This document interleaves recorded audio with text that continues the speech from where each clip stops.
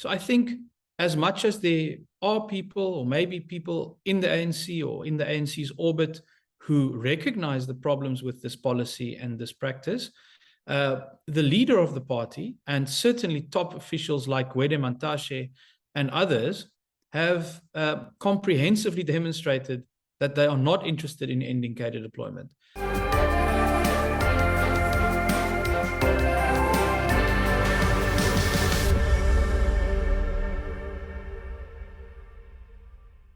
How do we understand the phenomenon of cadre deployment? What damage has this done to the capacity of the state to deliver to citizens? Well, somebody who has been campaigning quite feverishly on this topic is Dr. Leon Schreiber. He is a member of Parliament for the Democratic Alliance. He has also put forward a new bill as well as a couple of court challenges against the idea of cadre deployment. Leon Schreiber, welcome to the show.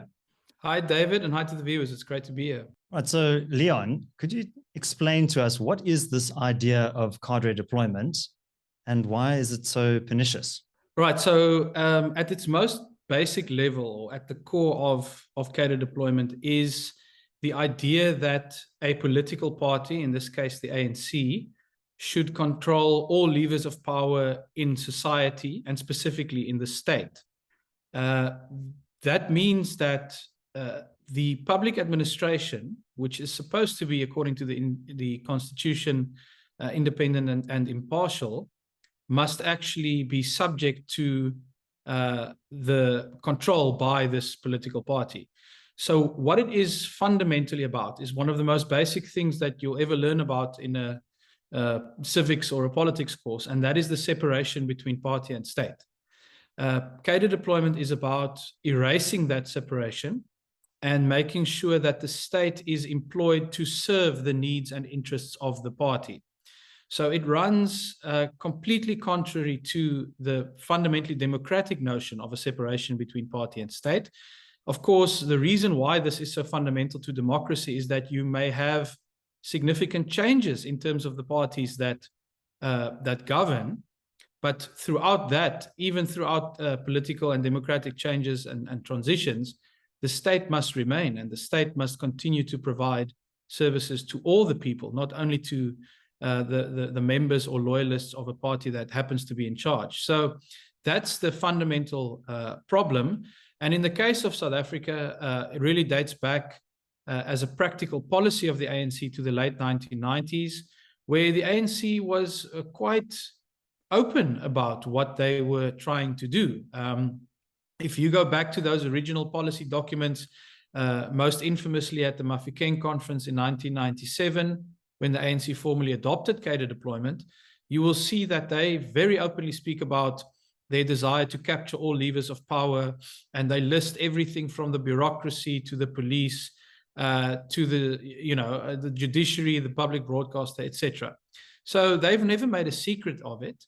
But what really has changed in the last 3 years is that the DA really has managed to expose this hornet's nest of corruption and, like I said, an ideological attempt to erase the separation between party and state. And along with things like the State Capture Commission, that ability to expose what's really going on here, not in a sort of theoretical or hypothetical way, but in a very practical way, has really, I think, started to turn the tide. And that is why I think we may just be able to abolish this practice. Okay, and throughout the democratic era, but most intensely during the Zuma period, but still today, we have seen that the levers of state have been used by the ANC to extend patronage to these deployed cadres. We've had gross corruption, if you think of SARS, Transnet, Eskom. This has really eroded the capacity of the state. So this is not just some kind of policy decision that has been taken, some abstraction. It has real world consequences for services and for the ability of the state to actually function. And we had to reschedule our podcast this afternoon just because the power was out. So the capable state denied us of electricity. But could you explain a bit more about what you are doing specifically? Because there are two legal challenges that you're launching. there was also a previous request, a PIA request, access to information, where you obtained some of the minutes of the cadre deployment committee. Could you provide a bit of context for our viewers who may not be familiar? Sure. So fortunately, I'm in Cape Town, so there's no load shedding, David, and you can already see the difference between a place governed under cadre deployment and one where there's a merit-based civil service. You're absolutely right that these things really do impact our daily lives. And I would start out by saying that really cadre deployment fundamentally is corruption. I think that's the point that we need to emphasize. It is corrupt in every sense of the word. It has led to corruption in the sort of classic sense that people may think about, the 1.5 trillion rand estimated that was lost during state capture. Think about the corruption we saw at Eskom, Transnet, all of these state-owned enterprises. And behind that corruption, inevitably, you find someone who was appointed through the ANC's cadre deployment committee. So that's the first part of the corruption. But cadre deployment equals corruption in a much more profound sense as well, because it corrupts the very purpose of the state. The purpose of the state is not to serve the ANC or to funnel contracts and opportunities and jobs to ANC cadres. It is to serve the people of the country. And that is why it is so fundamental when you erase the separation between party and state, because you end up corrupting the state apparatus in its entirety. You end up with corrupt appointment processes where people will apply for positions and they think they're competing on the basis of their ability to get a certain job. But actually that decision has been made behind closed doors by the ANC's national or regional or provincial deployment committees. So, I mean, this thing really extends throughout all levels of the state, your local municipality, your provincial administration, your national administration. And so it is fundamentally and inherently equal to corruption.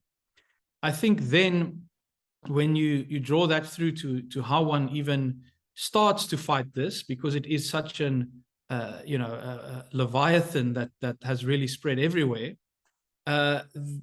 My fundamental point of departure since coming to Parliament in 2019, being fortunate enough to assume this portfolio of public service and administration, and someone with a real academic background in political science and governance, was to start at the root, which is to expose what is going on here. And so that's why a lot of the initial work was around, as you say, applications for information in terms of the so-called PIA Act. And initially, of course, the ANC refused to give us any kind of information.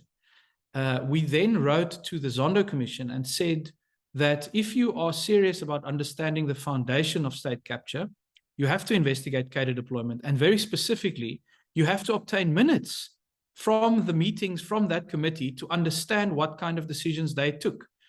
What role did that committee play in appointing the people who captured the state? And, the Zondo Commission ended up doing that. They wrote to the ANC and said, essentially, give us the stuff that you refuse to give to the DA. And the ANC was forced and compelled essentially to do so, because otherwise the State Capture Commission would have subpoenaed this information. And it was then through a subsequent PIA request to the Zondo Commission that we managed to actually obtain and publicize those minutes. The problem, however, is that the minutes were extremely limited. They only covered a period between May 2018 and May 2021. And they actually do not tell us anything about the period when Jacob Zuma was president. And most importantly, when our current president was the chairperson of the National Cadre Deployment Committee in the ANC. And so we felt that is wholly insufficient. We did not accept Mr. Ramaphosa's excuses about why there aren't records, because here's the thing, David. The president told the State Capture Commission that there are no records from prior to May 2018. They couldn't find anything. Doesn't exist.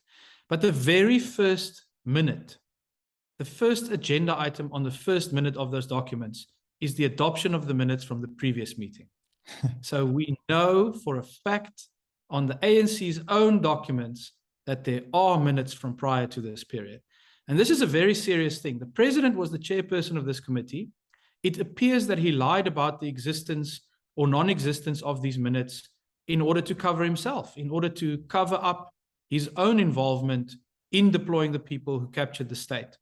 And because of how serious that is, we have gone to court, and our case will be heard on the 3rd of October, to force the ANC's hand to surrender essentially all documents from the period since 2013, when Ramaphosa became the chairperson of the Cadre Deployment Committee.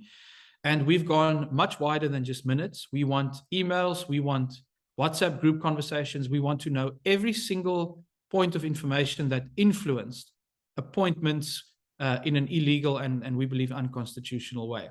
So should we win that case, we will be pressing ahead very aggressively to make sure that the ANC stops hiding these things and continuing to pursue it. If they try to pull the kind of tricks we've seen them pull in the past, we will make sure that we respond in kind and get hold of this information. The second court case is on the 23rd and 24th of January. That will be heard also in the Gauteng High Court. And this is the bigger case, if you will, because this is about the very principle of cadre deployment. It seeks to abolish this practice by declaring cadre deployment in all its manifestations to be unconstitutional and illegal. This is entirely in keeping with what the Zondo Commission report found. And the reason we have to go to court is because President Ramaphosa, once again, has essentially dismissed the Zondo Commission's findings, and in the most extraordinary way is opposing this court case, which is against the ANC, in his capacity as President of the Republic. Now, if you ever need an example of how the separation between party and state has been erased by the ANC, then I submit it is the fact that the President of the country is using taxpayer resources, the state attorney's office, to defend a corrupt practice of the ANC. Yeah, and before the Zondo Commission, Mr. Ramaphosa said that there's nothing wrong in principle with cadre deployment, and it cannot be faulted.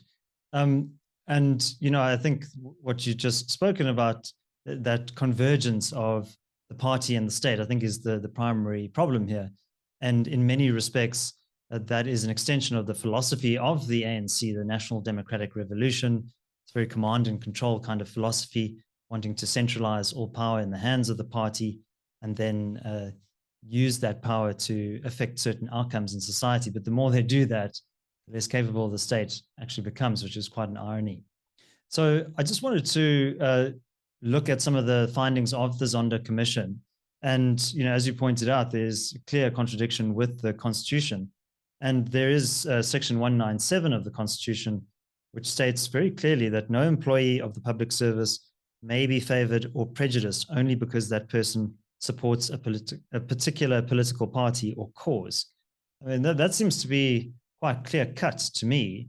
Yeah. Do you think that alone would be sufficient to strengthen your case against this principle of cadre deployment? I think that particular clause is vitally important.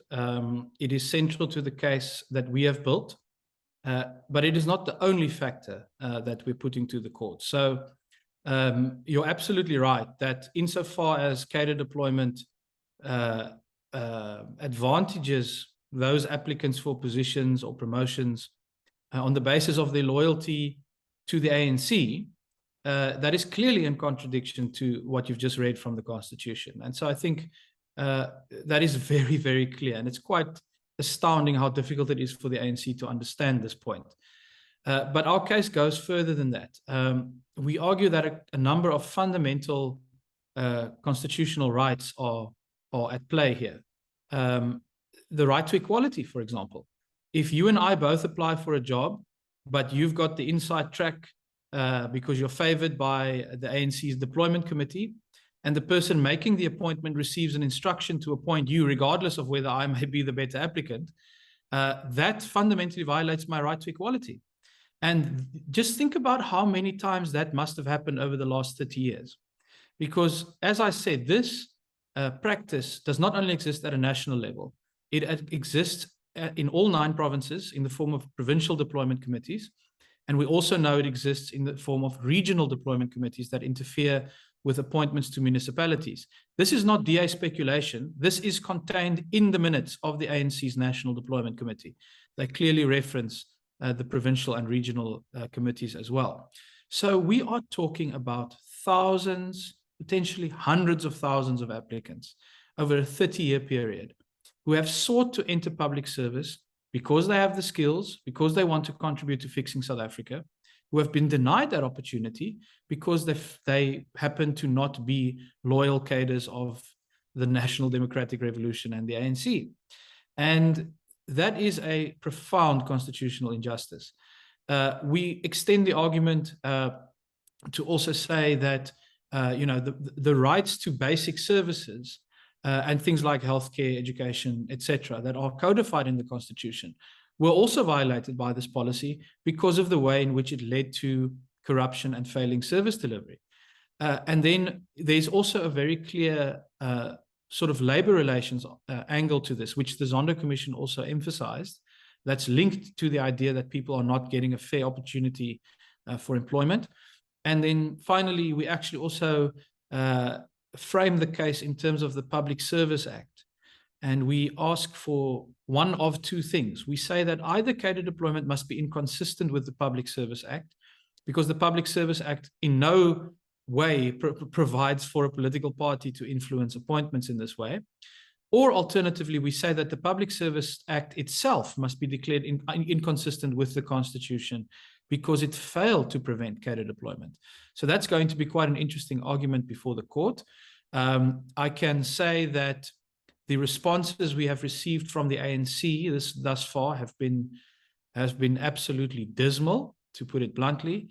I recall one specific argument that the ANC makes in their papers, and I don't quote verbatim, but they essentially say that it is correct that the ANC will discipline its members when they disregard recommendations or instructions from the deployment committee because they're acting too independently.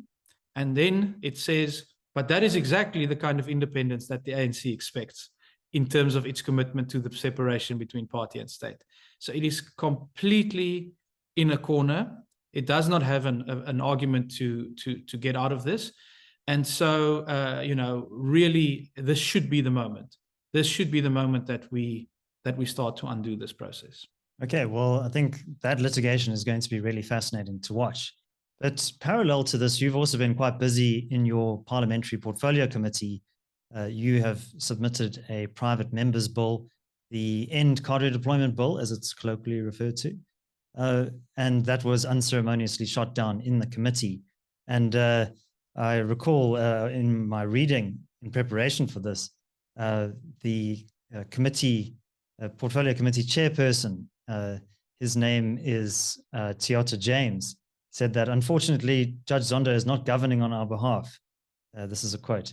He is the chairperson of the State Capture Commission. Yes, whatever he has raised in that report, the president will take that report to Parliament and Parliament will debate that.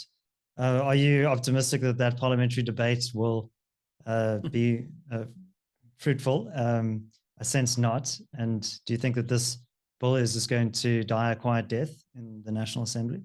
So first of all, I think there are two questions or two things to address there. The first one is Parliament itself. And I think it's very clear that Parliament is hurtling towards its next crisis. We've seen in the last few months, I think, two clear tendencies emerge. The first one is, of course, around the whole Pala Pala debacle and the extent to which the Speaker and ANC members of Parliament are deliberately protecting the President and enabling his attempts to evade accountability and provide answers, where Parliament really is the primary national forum for him to do so. So I think we ironically saw Chief Justice Zondo recently make some pronouncements about the fact that he doesn't think the ANC will be able to prevent a recurrence of the kind of state capture that we saw primarily in Parliament, because it serves to protect the interests of the ANC. And then the second tendency, I think, is what you've highlighted in terms of the comments from the committee chairperson, but also from President Ramaphosa himself in his court papers in response to our case. because he really echoes what was said in that committee meeting. He says that the Zondo recommendations are not binding. They are advice, and he will consider it. And what you can see is that the ground is clearly being prepared for the president and the ANC to walk away from any recommendations in the state capture report that they don't like. And that includes Parliament. Parliament has come in for a lashing in the courts, in the State Capture Commission, for very good reason over the last few years, because it was a fundamental enabler of Jacob Zuma's corruption. But now we're seeing that the leopard is not changing its spots. We saw that despite a very clear finding about the unconstitutionality of cadre deployment in the Zondo report, the Portfolio Committee blocked the end cadre deployment bill that I had introduced.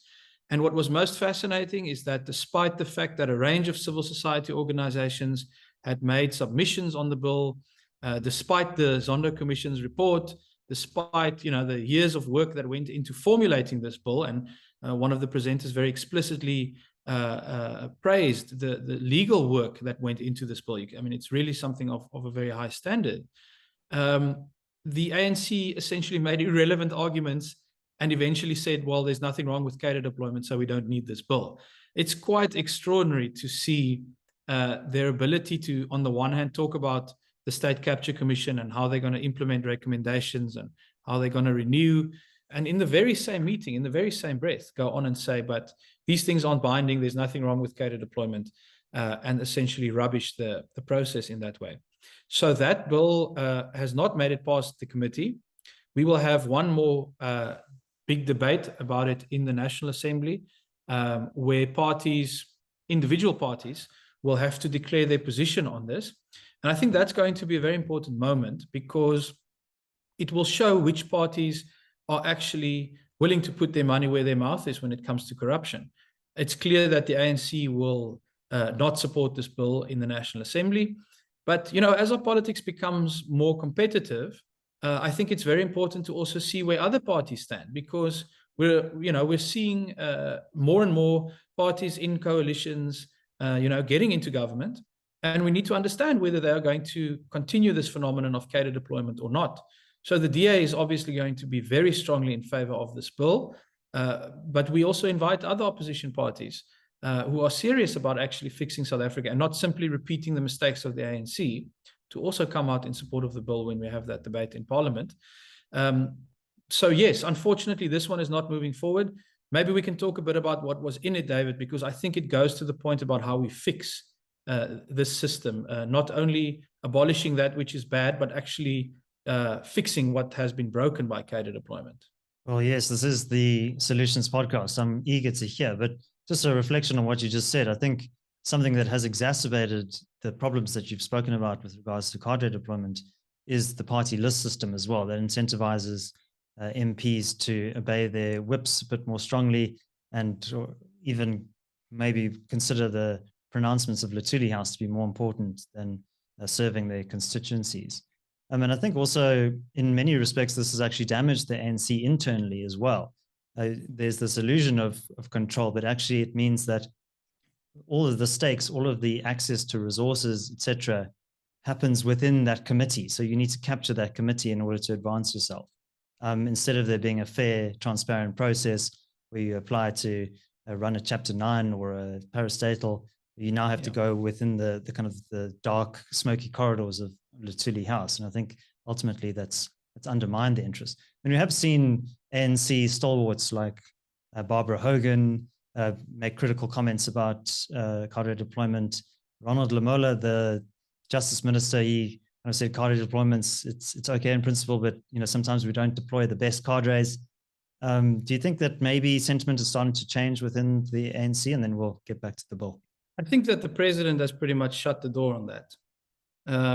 I think that a lot of people would have hoped that on the back of all the promises he made and the number of times he has spoken about the building a capable state, a phrase, by the way, he definitely borrowed from the DA-led Western Cape, that one would have expected, and especially on the back of the state capture report, that if he meant what he was saying, it was the easiest thing in the world at that point to say, okay, look, we are serious about a capable state. We accept that the Judge Zondo has made these findings about this committee, and we're moving on from it. And it's fundamental to actually rebuilding state capacity. That is what one would have expected from a president who meant what he said and who actually put the interests of the country first. So I think as much as there are people, or maybe people in the ANC or in the ANC's orbit, who recognize the problems with this policy and this practice, the leader of the party, and certainly top officials like Gwede Mantashe and others, have comprehensively demonstrated that they are not interested in ending cadre deployment. And so that is something that the voters must reflect upon.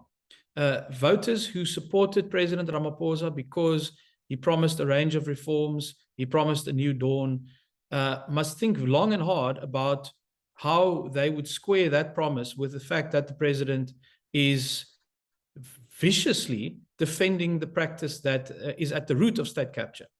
And I think for me, it's obviously very, very clear that the ANC is not interested in making the changes that are necessary.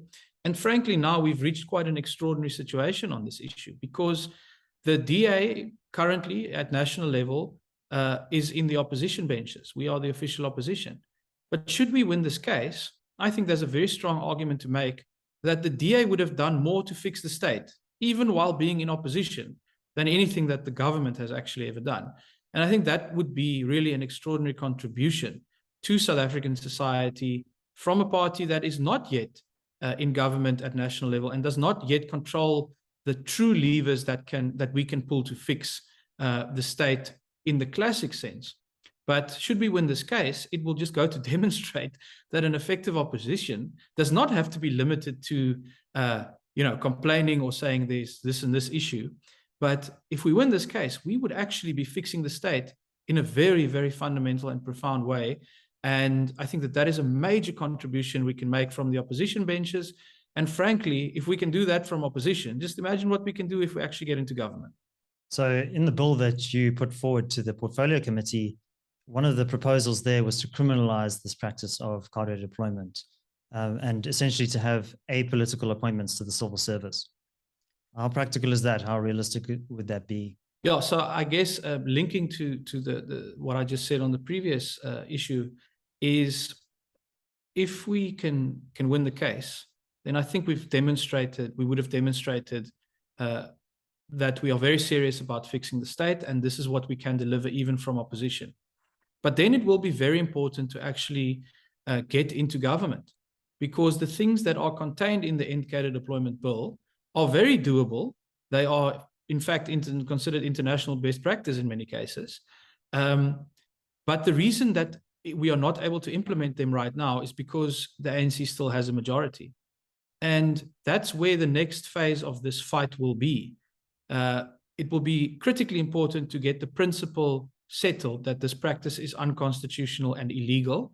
But then we need a whole raft of governance and legal reforms to actually fix the damage caused by cadre deployment, and of course make sure that it's not repeated in some or other guise going forward. And that's what the End Cadre Deployment Bill started to do.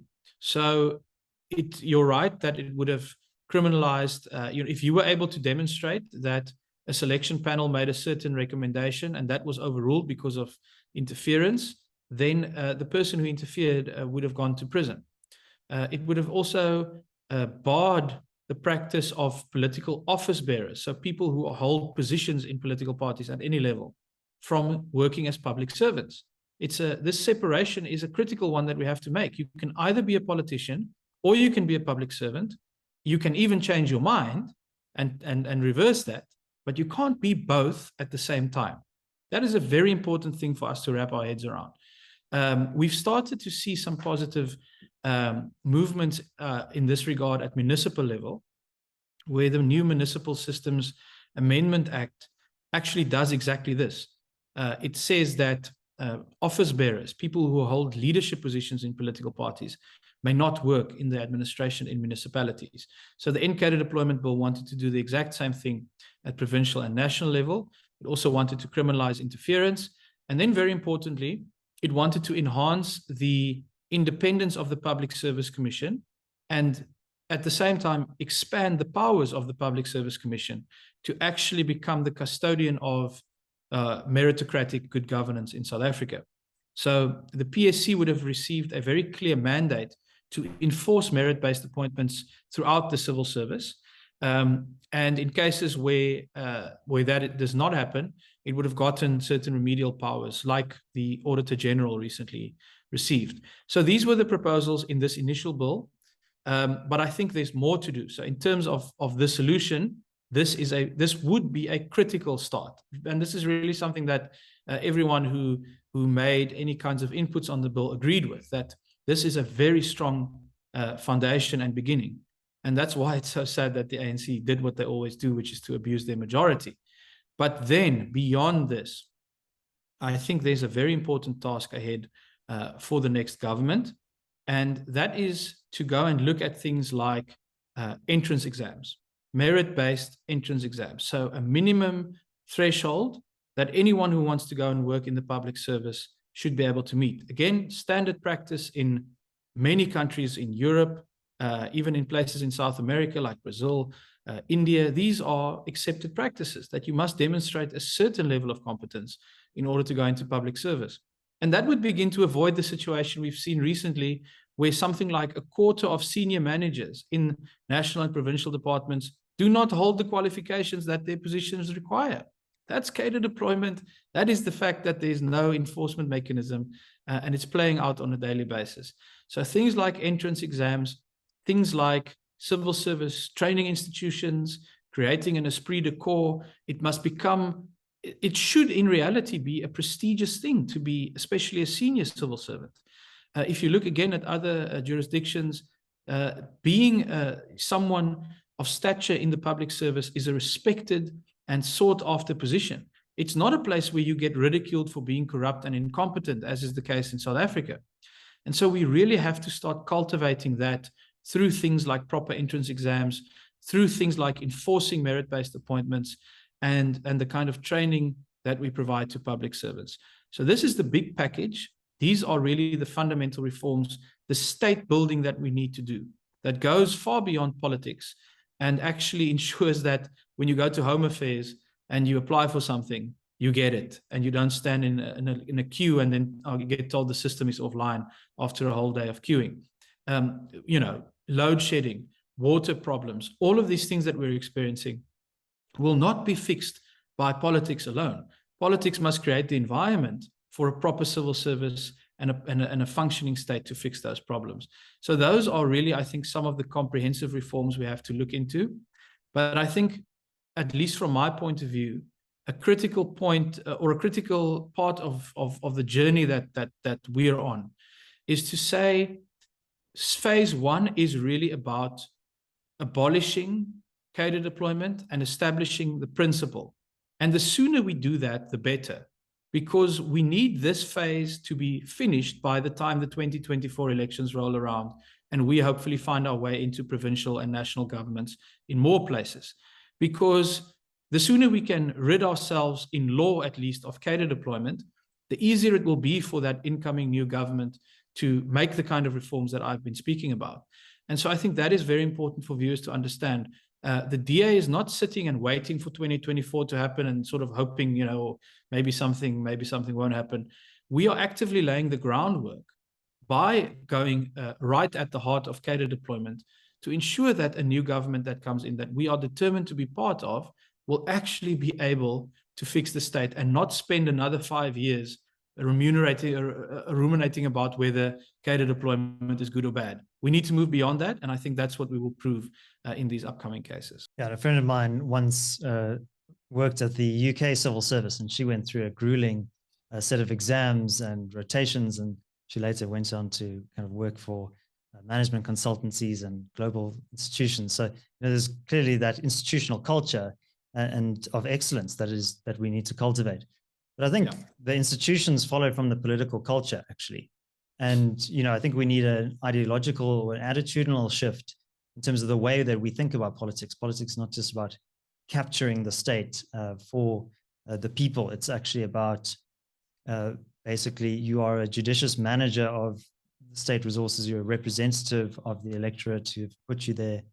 And civil servants are a distinct category of personnel. They're not just your kind of political foot soldiers. And, I think you mentioned the Public Service Commission. I think it's a great pity that the PSC and other Chapter 9 institutions have not really fulfilled their potential in terms of their constitutional mandate. The irony is that it's precisely because of cadre deployment that has happened. The Human Rights Commission, in those 2018 to 2021 minutes that you mentioned, there were deliberations over the Human Rights Commission, the Cultural Rights Commission, I always forget the name. But more worryingly, also around judicial appointments going all the way up to the Constitutional Court. And we've seen that the Judicial Service Commission has been highly politicized. Often very strong candidates like David Ansara have been rejected multiple times. And I think that is quite worrying. I mean, especially in the context of the DA submitting these court cases, you want the courts to be independent and fair-minded in applying themselves to this. So do you think that our judiciary is under threat from cadre deployment? I think there's no doubt about that. I mean, it's black on white in those minutes.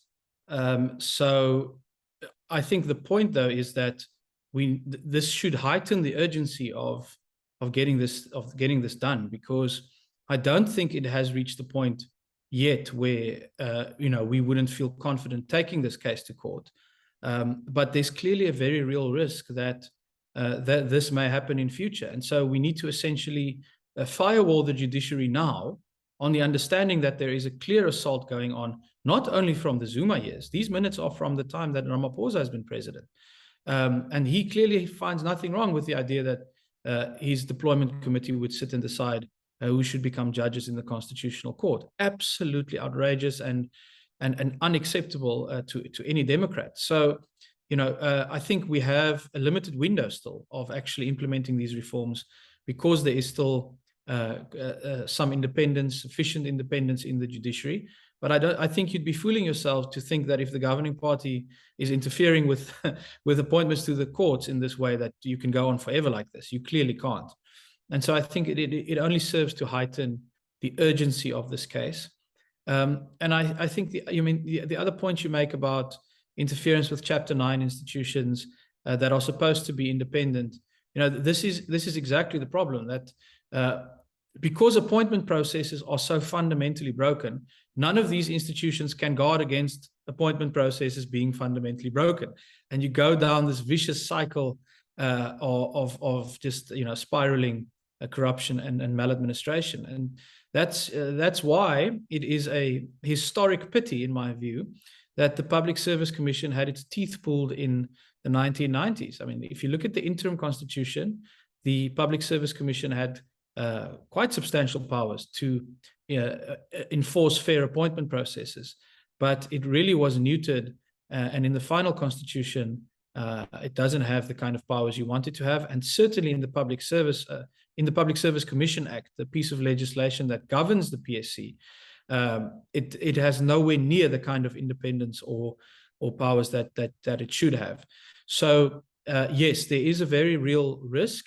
But I think that is not something in terms of the judiciary that should discourage us. It should actually force us to hurry up and get this done, and make sure that this kind of interference does not continue in the future, to make sure that the judiciary itself is protected from cadre deployment. So yeah, I mean, that is really one of the key revelations that's come out of this process, is that not even the Constitutional Court is immune. And Gwede Mantashe, the Minerals and Energy Minister, he was quoted as saying, well, look, cadre deployment is important for transformation purposes.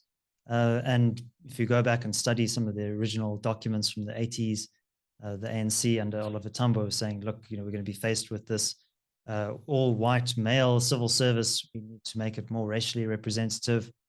But in my view, this language of transformation and equity has been used to drive through political appointees and often people who are not appointed on merit. So there seems to me to be a relationship there between BEE and cadre deployment. So hypothetically, if you were successful in defeating cadre deployment and BEE still existed, would we still see some of the same problems manifesting? I think there's just one earlier point to make on this argument from Mantashe, and it's got a fatal weakness. And that is the fact that the Constitution and the Public Service Act and all the other legislation governing employment practices already requires that the public service is broadly representative.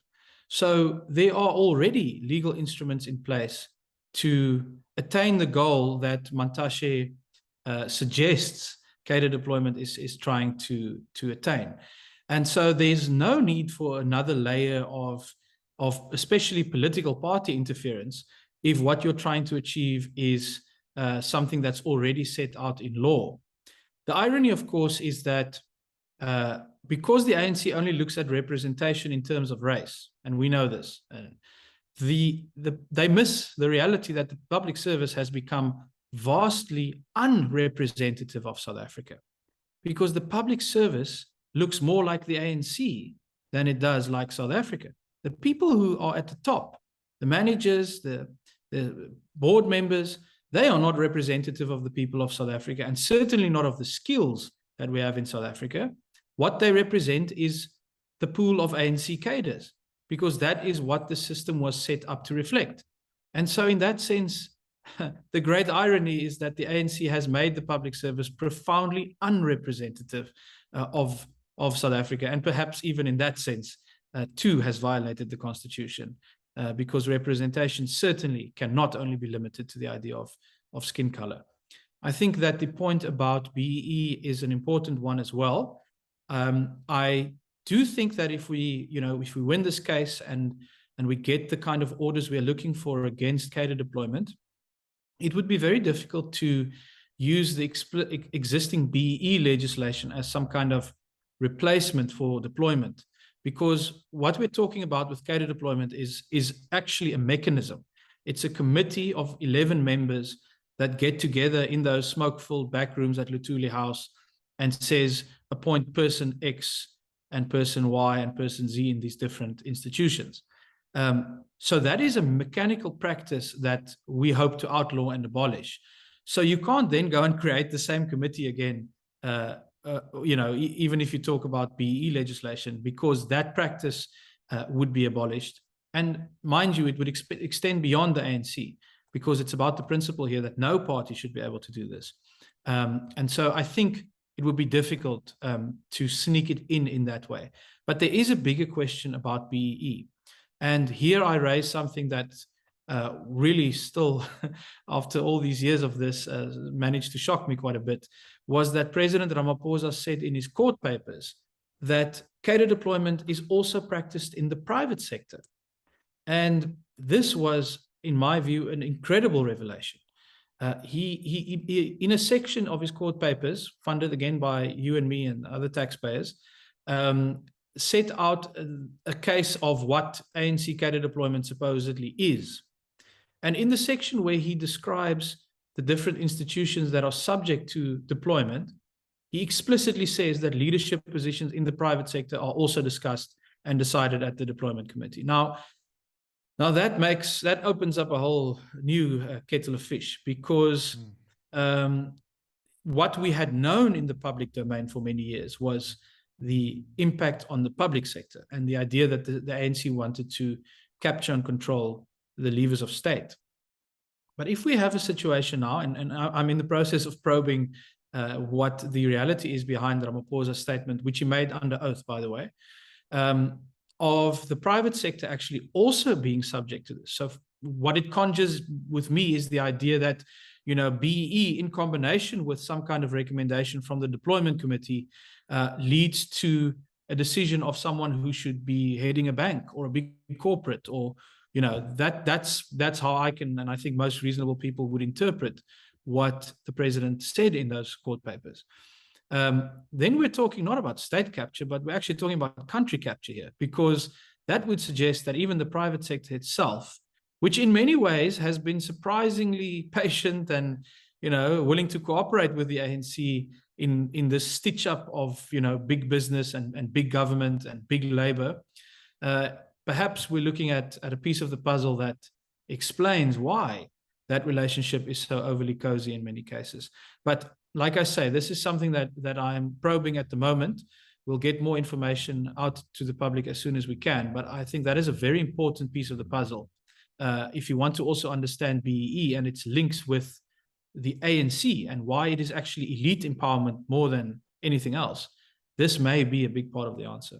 Yeah, and the term BEE refers to Black economic empowerment, but it's actually Black political empowerment, replacing that E with the P. And I'm not surprised to hear that statement from the president. In many respects, that is what characterized his career as well.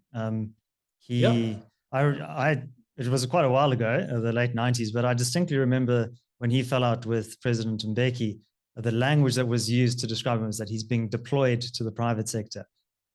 So, I think there's a lot of continuity there in terms of his own experience politically and in the business world that I think informs that view. All right, so Leon, you're very busy in Parliament. You are fighting these court cases. But what about ordinary citizens who are listening to this podcast or watching it on YouTube? What can they do to give strength to your arm? Yeah, thanks for asking that. I must say that the first point to make is that I'm very grateful for the support that we've already received on this issue. So I mentioned a number of civil society organizations. I don't know if they would like me to mention them, but the Institute of Race Relations, the Institute for Global Dialogue, Parry and others have made inputs on the legislative side and are doing important work in their own rights to improve civil service capacity. So I'm very grateful for that.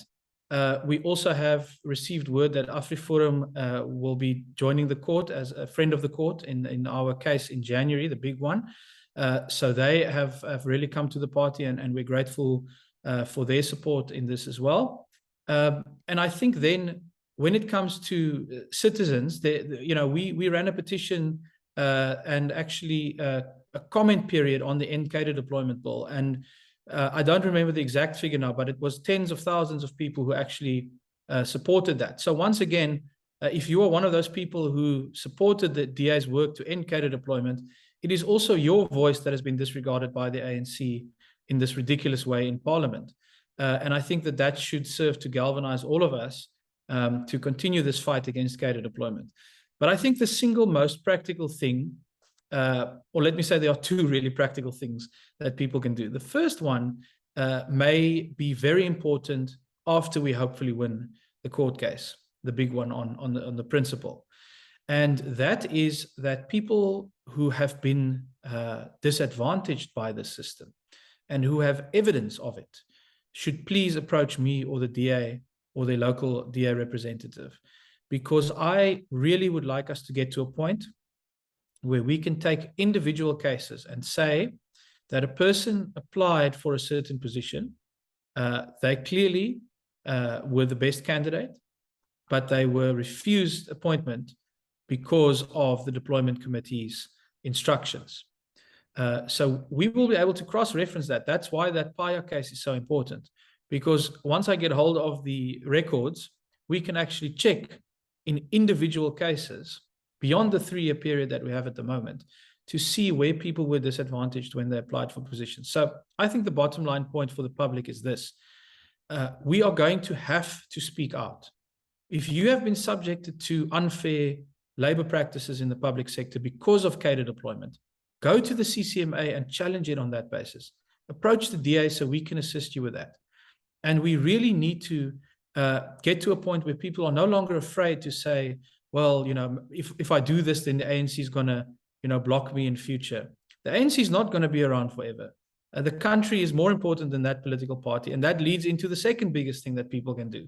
And frankly, that is to vote in 2024 for the party that's demonstrated that they are serious about fixing the state.